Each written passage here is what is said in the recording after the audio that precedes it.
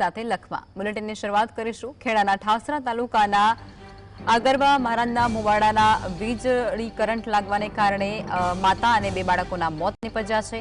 આ દુર્ઘટનામાં 39 વર્ષીય ગીતાબેન પરમાર અને તેમની દીકરી મીરા અને પુત્ર દક્ષેશનું કરંટ લાગવાને કારણે મોત નિપજ્યું છે, જેમાં મૃતદેહને પોસ્ટમોર્ટમ માટે સરકારી હોસ્પિટલ ખાતે મોકલવામાં આવ્યા છે। संवाददाता शीतल जोड़ाई चुक्या है फोन लाइन पर। शीतल, ठासरानी अंदर वीजળી करंट लागवाने कारणे 3 व्यक्तिओना मोत निपज्या छे, समग्र मुद्दो शुं छे?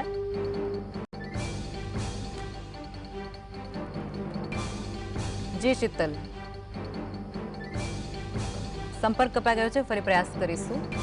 ठासराथी आ विगतो सामे आवी रही छे ने जे अंतर्गत वीजळीनुं करंट लागवाने कारणे 3 व्यक्तिना मोत निपज्या छे। माता, पुत्र અને પુત્રીના મોત નિપજવાની સાથે જ સમગ્ર પંથકની અંદર અરેરાટી જેવો માહોલ પણ વ્યાપી ચૂક્યો છે। ત્યારબાદ પોસ્ટમોર્ટમ અર્થે ત્રણેયના મૃતદેહોને હોસ્પિટલે ખસેડવાની પણ ફરજ પડી છે।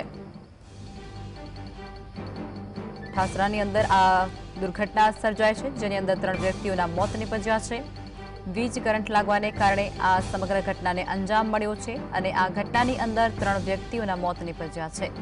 एक ज परिवारना 3 लोकोना मोत निपजतानी साथे ज परिवार शोकमां गरकाव थई चूक्यो छे। समग्र पंथकनी अंदर पण अरेराटी मची जवा पामी छे।